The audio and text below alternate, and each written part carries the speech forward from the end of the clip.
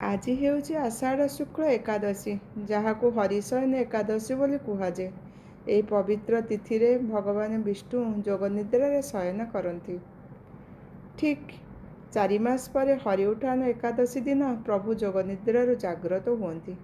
ଏହି 4 ମାସ ମଧ୍ୟରେ ବିବାହ, ଗୃହପ୍ରବେଶ, ଗୃହ ପ୍ରତିଷ୍ଠା ପରି ମଙ୍ଗଳ କାର୍ଯ୍ୟ ସାଧାରଣତଃ କରାଯାଏ ନାହିଁ।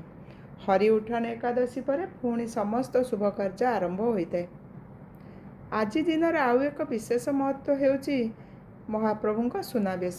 ବାହୁଡ଼ା ଯାତ୍ରା ପରେ ଶ୍ରୀ ଜଗନ୍ନାଥ, ବଡ଼ ଭାଇ ବଳଭଦ୍ର, ଭଉଣୀ ମା ସୁଭଦ୍ରା ତିନି ରଥ ଉପରେ ରାଜାଧିରାଜ ବେଶରେ ସୁନା ଅଳଙ୍କାରେ ସଜ୍ଜିତ ହୋଇ ଦିବ୍ୟ ଦର୍ଶନ ଦେଇଥାନ୍ତି।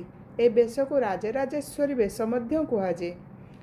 ମନ୍ଦିର ଭିତରେ ମଧ୍ୟ ବର୍ଷର ଅନ୍ୟ ସମୟରେ ସୁନାବେଶ ହୁଏ, କିନ୍ତୁ ରଥ ଉପରେ ହେଉଥିବା ଏହି ସୁନାବେଶର ମହିମା ସମ୍ପୂର୍ଣ୍ଣ ନିଆରା।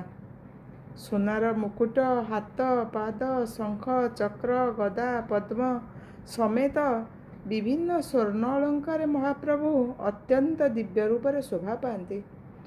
ବଳଭଦ୍ର ଓ ମା ସୁଭଦ୍ରା ମଧ୍ୟ ସୁନାର ଅଳଙ୍କାରରେ ଅପୂର୍ବ ରୂପ ଧାରଣ କରନ୍ତି।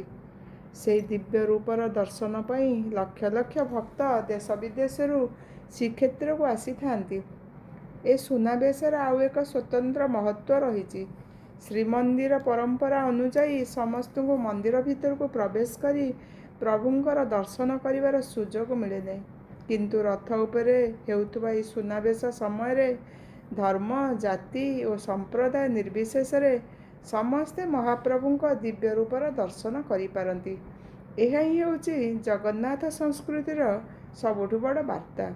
ପ୍ରଭୁ ସମସ୍ତଙ୍କର, ସେ କାହାରି ଏକା ନୁହନ୍ତି। ସେଥିପାଇଁ ତାଙ୍କୁ ଜଗନ୍ନାଥ ଅର୍ଥାତ୍ ସମଗ୍ର ଜଗତର ନାଥ ବୋଲି କୁହାଯାଏ। ଆମ ଓଡ଼ିଆଙ୍କ ସୁନାପୁଅ ମହାପ୍ରଭୁଙ୍କୁ ସୁନାର ଆବଶ୍ୟକତା ନାହିଁ।